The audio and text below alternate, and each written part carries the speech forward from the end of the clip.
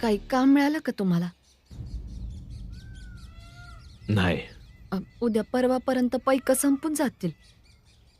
काही काम शोधाया पाहिजे. शोधतील काम, पण काम शोधण्यासाठी व्यक्तीच्या सतत मागे लागल्याने व्यक्तीला त्रास होतो आणि असं केल्याने काय बी साध्य होत नाही. प्रत्येक गोष्टीत बोलायला पाहिजे भीमला. सवयच लागले त्याला. जेव्हा दोन मोठी माणसं बोलत असतील तेव्हा शांत बसण्याचे संस्कार नाही आहेत का तुझ्यावर? ठीक आहे, मी लांब जाऊन बसतो.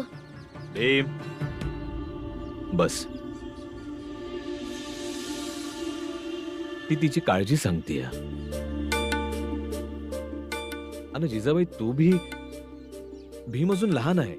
त्याच्या ह्या बोलण्यावर तू भी लगेच असे का बोलतीस?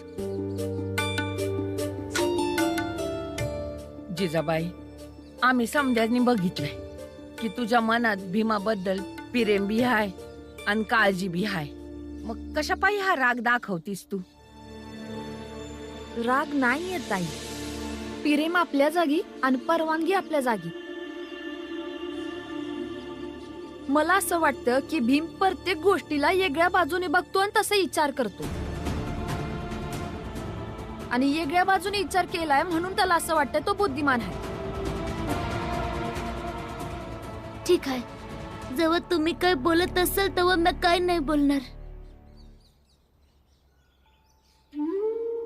अशानं तर भीम काय बी बोलण्यानं, काय बी सांगण्यानं अशानं सावध होईल. तिच्यामुळं काय बी बोलण्यानं भीम विचार करायला लागल. आणि माणसाचं असं सावध होणं बरोबर नाही आहे. मला काहीतरी केलं पाहिजे.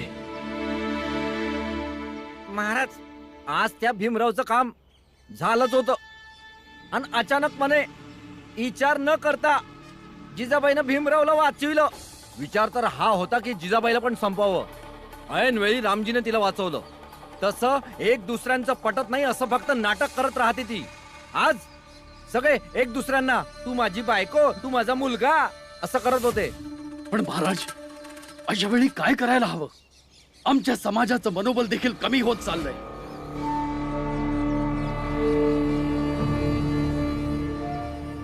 जर आत्मविश्वास कमी झाला तर मन भक्तीमध्ये समर्पित करायला हवं. त्यामुळे या गोष्टी सगळ्यांना सांगण्याची जबाबदारी तुमची आहे की जीवन आणि मृत्यू या त्या वरच्याच्या हातातल्या गोष्टी आहेत आणि आपण सर्व फक्त एक माध्यम आहोत. त्यामुळे त्या भीमरावाला आणि त्याच्या घरच्यांना धडा शिकवण्यासाठी आणि त्यांना त्यांची लायकी दाखवण्यासाठी आपण सर्व फक्त एक माध्यम बनायचं आहे. मग त्याला यश मिळेल तेव्हा मिळेल. महाराज, आपल्याला त्या भीमराव बद्दल काहीतरी विचार करावा लागेल महाराज. हो महाराज, काहीतरी विचार करा महाराज.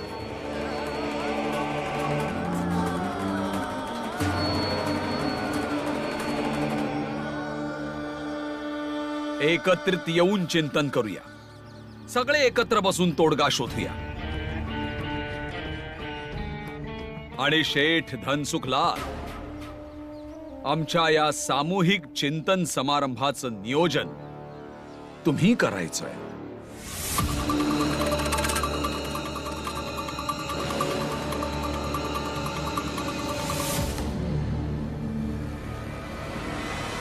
आता मी व्यवस्था कुठून करणार? पैसे लागणार. मी कुठली व्यवस्था करणार नाहीये. जातो मी आता. शेठजी, महाराजांच्या विरोधात जाण्याचा विचार पण करू नका. पुन्हा मुस्कटात खायची का शेठ? चला जा, पैसे आणून द्या. महाराजांच्या सत्संगाची तयारी करायची आहे. अरे जा शेठजी. जावा सेठजी. दरवेळी मीच का फसतो? पंडितजी, बरं झालं आपल्याकडे पैक नाहीये, नाही तर आपली बी परिस्थिती शेठजी सारखी झाली असती. चला पंडितजी. रामजी,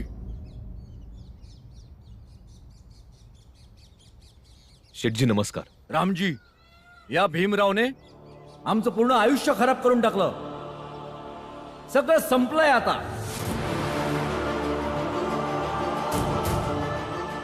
शेठजी पर काय झालं? मी या भीमरावच्या बोलण्यात फसलो. यांनी माझ्या बिघडलेल्या मुलाला आपल्या कारखान्यात ठेवायला सांगितलं, तर मी ठेवून घेतलं. पहिले तर त्यांनी काम सांभाळण्याचं नाटक केलं, मग हळूहळू सगळ्या कर्मचाऱ्यांना काढून टाकलं आणि त्यांच्या जागी आपल्या गुंड प्रवृत्तीच्या मित्रांना ठेवलं. मग जी मजा मस्ती तो बाहेर करायचा, तो आता कारखान्यात करायला लागला. माझा पूर्ण धंदा बर्बाद झाला. सगळं संपून गेलं माझं. व्यवसाय करता ज्या ज्या लोकांकडनं मी पैसे घेतले होते, त्यांचे कोणाचे पैसे मी परत करू शकलो नाही. त्यामुळे माझा कारखाना मला गहाण ठेवायला लागला. सगळं काही संपलं रामजी. मी तर रस्त्यावर आलो रामजी. हे फक्त या भीमरावच्या ऐकण्यामुळे.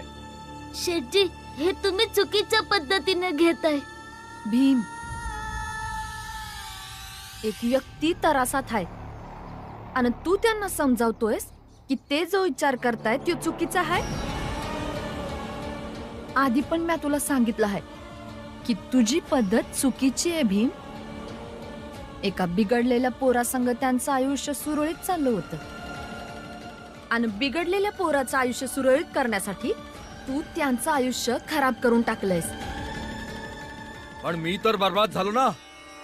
आता मी काय करू? मी तुमच्या संग येतो. काही ना काही उपाय नक्की निघल. राहू नको. दे. आधीच त्यांचं आयुष्य खराब केलंयस तू.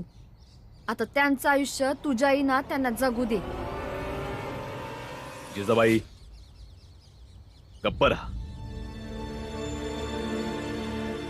शेठजी तुम्ही काळजी नका करू आणि भीमाला दोष बी नका देऊ. चला म्या बघतो काय आणि कसं करायचं आहे. मी बी येतो. नाही, जी गोष्ट व्हायची आहे ती पण बिघडून जाईल. तू इथेच थांब. रामजी, तू चल माझ्यासोबत.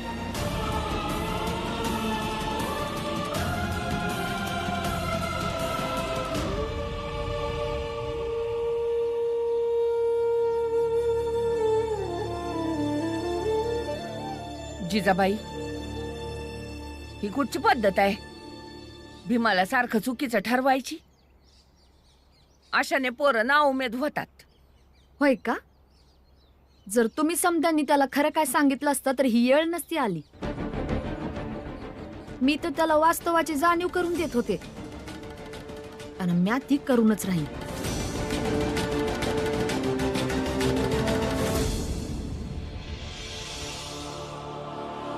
बोला सर्वज्ञ महाराजांचा. बोला सर्वज्ञ महाराजांचा. बोला सर्वज्ञ महाराजांचा.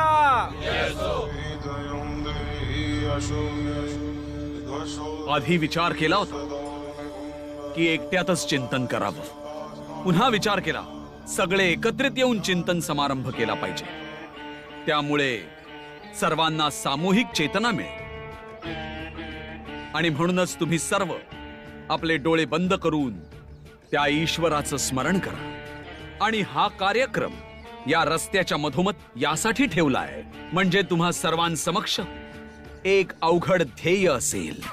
हे माहिती असताना की चालक येतील, चालक जातील, तरी देखील या सर्वांची पर्वा न करता तुम्ही सर्व ईश्वराचं चिंतन करा. तर मग सुरू करूया. वय महाराज. हो महाराज. आजी महाराज, तुम्ही देखील सामील व्हा. बसा.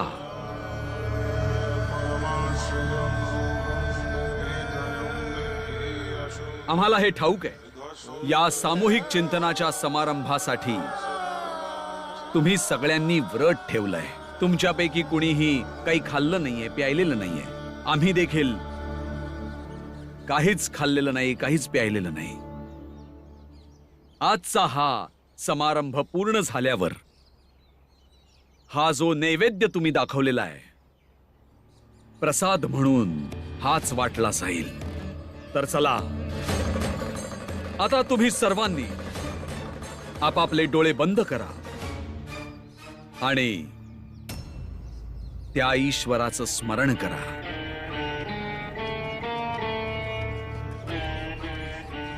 दिसतोय ईश्वर? नाही महाराज, नाही दिसले. आणखीन मन लावून बघा, दिसेल, अवश्य दिसेल.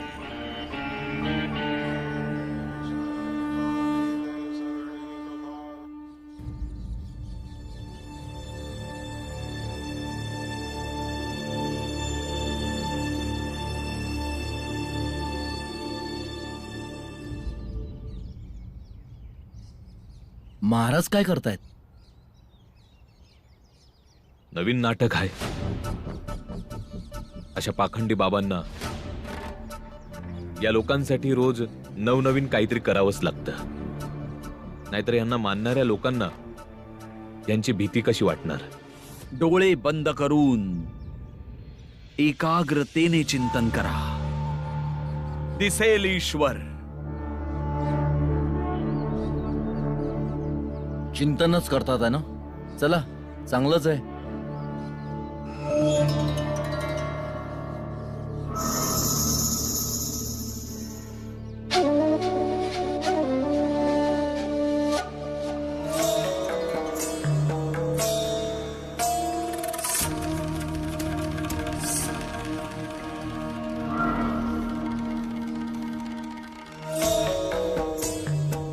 बघून घ्या कसं चिंतन चाललंय ते. अरे तुम्ही समदे डोळे बंद करून आहेत, पर तुमचे महाराज द्राक्ष खात बसले. बघून घ्या. तुम्ही कोणाच्याही बोलण्यावर विश्वास ठेवू नका.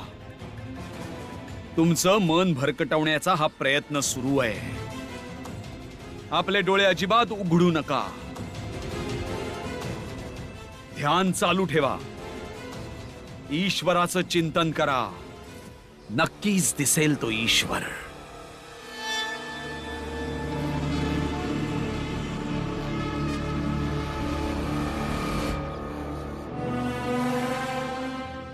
ध्यान चालू ठेवा. चिंतन करत रहा. ईश्वर तुम्हाला नक्की दिसेल.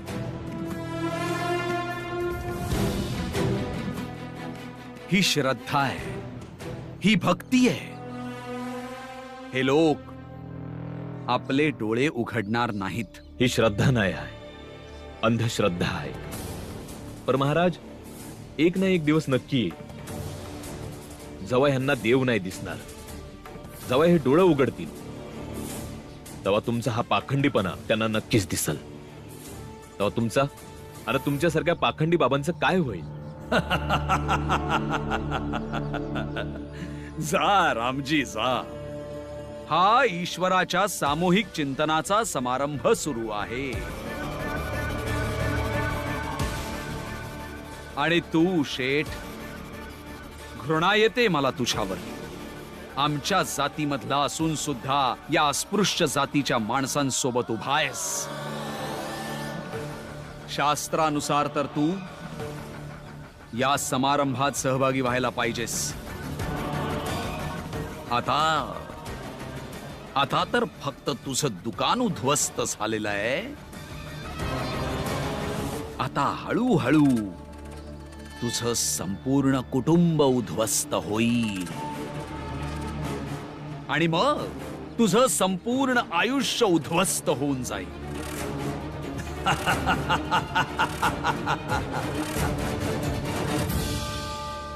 दिसतोय ईश्वर? अशाच प्रकारे ध्यान चालू ठेवा. चिंतनामध्ये खोल उतरा. दिसेल, अवश्य दिसेल ईश्वर. अवश्य दिसेल.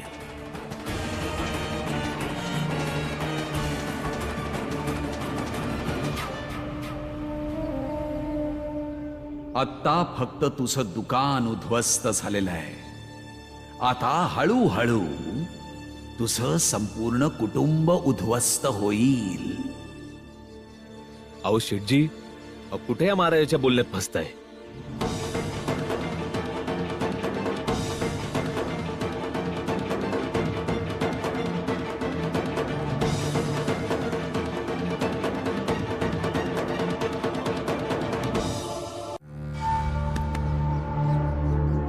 माझ्याकडे काय बघतोय, तिकडे बघ.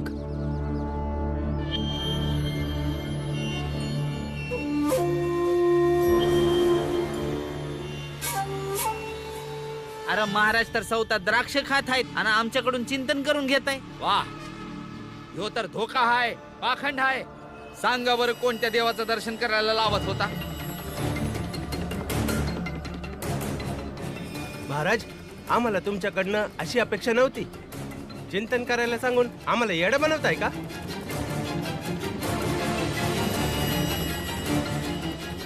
उत्तर हवाय महाराज, वय उत्तर द्या आम्हाच नाही. उत्तर द्या महाराज.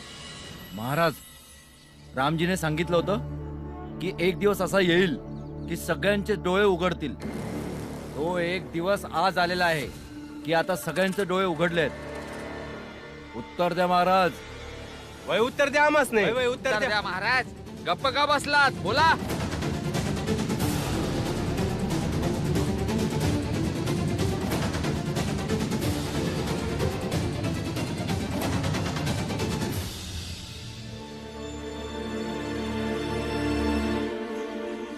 गुरुजी, गुरुजी,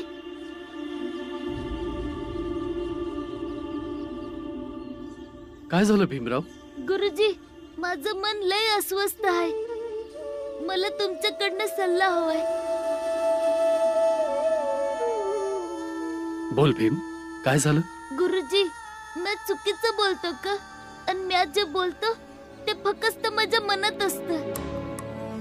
आणि मी बोलून माझ्या विचारांनी समजण्यासाठी अडचण निर्माण करतो का? तुला असं कुणी सांगितलं? बाबांच्या नव्या बायकोनं. आणि हीच गोष्ट बाबांच्या शेठजी बी येऊन बोलत होते. सांगा ना गुरुजी. फळ घ्या, फळ, ताजी ताजी फळ. ओ फळवाले भाऊ, होय, इथे या. आलो. बोला गुरुजी. तू ही फळं घेऊन कुठे चाललायस? कामावर जातोय गुरुजी. फळ विकणं माझं काम आहे. साताऱ्याच्या गल्ल्या गल्ल्यांमध्ये फळ विकतो या. दिवसभर डोक्यावर ओझं वागवता तू थकून जात असशील. थकायला तर होत. तुला असं वाटत नाही की जरा विश्रांती घ्यावी? वाटतं तर गुरुजी, पण काय करायचं? पोटा पाण्यासाठी काम तर करावंच लागल ना. येतो मी गुरुजी. पण गुरुजी, फळ घ्या, फळ. हे बघ भीमराव, साताऱ्यात पाणी नाहीये. इथल्या लोकांना वाटतं की नदी असायला हवी. दुसरीकडे अशा अनेक जागा आहेत जिथे नदी आहे, पण त्या नदीच्या पुरामुळे त्यांचं सर्वस्व बर्बाद होतं. म्हणून त्यांना असं वाटतं की ही नदी नसती तर बरं झालं असतं. पण गुरुजी, मला काय समजतच नाहीये. सोपी आणि साधी गोष्ट ही आहे की हा मनुष्य कामावर जात होता, पण याचं एक मन याला विश्रांती घेण्याबद्दल सुचवत होता. अरे, विपरीत शक्ती नेहमी काम करत असतात आणि अनेकदा या विपरीत शक्ती बरोबर देखील असतात. पण या विपरीत शक्तींसमोर आम्हाला घाबरून जायची गरज नाही. हे बघ भीमराव, आपल्या मनाला या जगात कुणीही हरवू शकत नाही, मनात उत्पन्न झालेल्या शंकेशिवाय.